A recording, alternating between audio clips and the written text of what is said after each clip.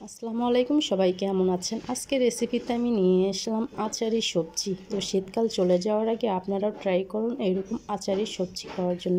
তো আজকে আমি আচারি সবজি রান্না করার জন্য আমি যা যা উপকরণ নিয়েছি, এখানে হলো আমি পেঁপে নিয়েছি কিছু, তারপর নিয়েছি টমেটো, তারপর দুই তিনটা আলু কেটে নিয়েছি, একটা গাজর কেটে নিয়েছি, আবার অন্যদিকে আমি একটি বেগুন কেটে নিয়েছি, সিম নিয়েছি কিছুটা, তারপর নিয়ে নিয়েছি ফুলকপি,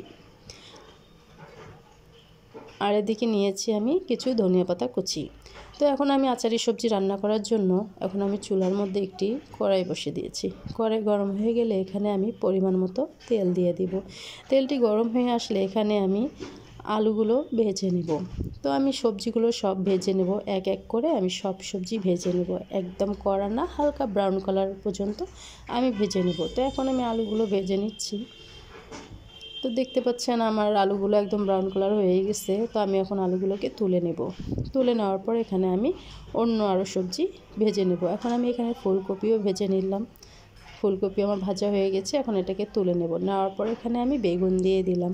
তো বেগুনটাও আমি ভেজে তুলে নেব। নেওয়ার পর আমি এখানে বাকি সবজিগুলো সব ভেজে নিয়েছি। আপনারা দেখতে পাচ্ছেন আমি সব সবজি এক এক করে ভেজে নিয়েছি।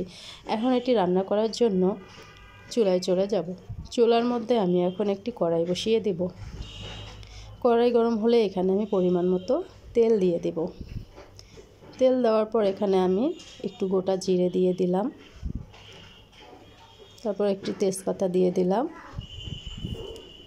এখন আমি এখানে দুটো ডালচিনি ও দুটো ছোটো এলাচ দিয়ে দিলাম। তারপর আমি এটা এখন ভালো করে নাড়াচাড়া করতেছি।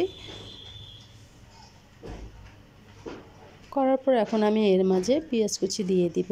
পেঁয়াজ কুচি দেওয়ার পর আমি পেঁয়াজটা একটু ভালো করে ভেজে নেব। পেঁয়াজটা আমি ভাজতেছি, পেঁয়াজটা আমি ভেজে নেব হালকা ব্রাউন কালার পর্যন্ত, একদম কড়া করব না। তো আমার পেঁয়াজটা এখন ভাজা শেষ, দেখতেই পাচ্ছেন ব্রাউন কালার হয়ে গেছে। এখন আমি এর মাঝে একটু পানি দিয়ে দিলাম যাতে পেঁয়াজটা পুড়ে না যায়। দেওয়ার পর এখানে এখন আমি আদা বাটা ও রসুন বাটা 1 চামচ দিয়ে দিলাম। দেওয়ার পর আমি এটা ভালো করে একটু নেড়ে নেব। এখন এখানে আমি 1 চামচ হলুদ গুঁড়ো দিয়ে দিলাম, 1 চামচ গুঁড়ো মরিচ গুঁড়ো দিয়ে দিলাম, আর আমি এখানে দিয়ে দেব 1 চামচ মশলা গুঁড়ো দিয়ে এখন আমি এটা একটু ভালো করে নেড়ে নিচ্ছি। নেড়ে নেওয়ার পর এখন আমি এখানে দিয়ে দেব, আমি এটা ভালো করে নেড়ে নিলাম। এখন আমি এখানে দিয়ে দেব পরিমাণ মতো লবণ দিয়ে দেব। পরিমাণ মতো লবণ দেওয়ার পর আমি এই মশলাটুকু আরও ভালো করে কষিয়ে নেব। আপনারা ভালো করেই জানেন মশলা যত কষাবেন আপনার রান্না ততই সুন্দর হবে। আমি মশলাটা ভালো করে কষিয়ে নেব। কষিয়ে নেওয়ার পর আমি মশলার মধ্যে সামান্য পরিমাণে একটু পানি দিয়ে দেব, দিয়ে ঢেকে দেব 2 মিনিটের জন্য, মশলাটা ভালো করে সিদ্ধ হওয়ার জন্য। তো মশলাটা আমি এখন কষিয়ে নিয়ে পানি দিয়ে দিলাম। এখন আমি এটা ঢেকে দিলাম 2 মিনিটের জন্য। 2 মিনিট পর আমি ঢাকনাটা খুলে দেখব মশলাটা কত সুন্দর আমার হয়ে গেছে। এখন মশলাটা আমি একটু ভালো করে কষিয়ে নেব। ভালো করে কষালে আমার রান্নাটা অনেক সুন্দর হবে।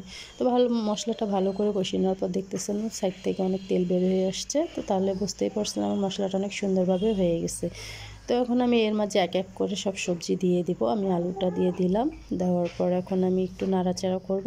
নাড়াচাড়া করার পর এখন আমি বাকি যা সবজি আছে সব কিছুই দিয়ে দেব। শুধু আমি টমেটো আর বেগুনটা পরে দেব, কারণ ওগুলো যদি এখনই দিই তাহলে ওগুলো একদম নরম হয়ে যাবে, তাই আমি বেগুন আর টমেটোটা পরে দেব। তো বাকি সব সবজি দিয়ে এখন আমি ভালো করে নাড়াচাড়া করতেছি। দেখতেই পাচ্ছেন কত সুন্দর সবজিটা আমি কষায় নিচ্ছি। ভালো করে মশলা দিয়ে আমি এখানে ভালো করে কষিয়ে নেব। কষিয়ে নেওয়ার পর আমি সবজিটাকে একটু ঢেকে দিব, একটু পানি দিয়ে আমি সবজিটা একটু ঢেকে দিব। তো এইভাবে যদি আপনারা সবজি রান্না করেন আচারি সবজি, তাহলে দেখবেন এই গরম ভাতের সঙ্গে এই সবজি হলে আর আপনার মাছ মাংস কোনো কিছুই লাগবে না। এই সবজি দিয়ে আপনারা 1 প্লেট ভাত খেয়ে নিতে পারবেন। তো কিছুক্ষণ পর দেখেন আমি এখানে বেগুন দিয়ে দিলাম, আর যে ভেজে রাখা টমেটো আছে সেই টমেটোটাও আমি এখানে দিয়ে দিব। এখন আমি এগুলো দিয়ে হালকাভাবেই নাড়াচাড়া করব, যেহেতু আমার এগুলো আগে থেকেই ভাজা, তাই বেশি জোরে কষানো যাবে না, হালকাভাবে এগুলো নাড়াচাড়া করতে হবে। আমি এখন এগুলো ভালো করে নাড়াচাড়া করে নিচ্ছি। নাড়াচাড়া করে নেওয়ার পর এখানে আমি সামান্য পরিমাণের একটু পানি দিয়ে দেব, শুধু আলু আর বাকি যে সবজিগুলো একটু শক্ত আছে সেগুলো সিদ্ধ হওয়ার জন্য।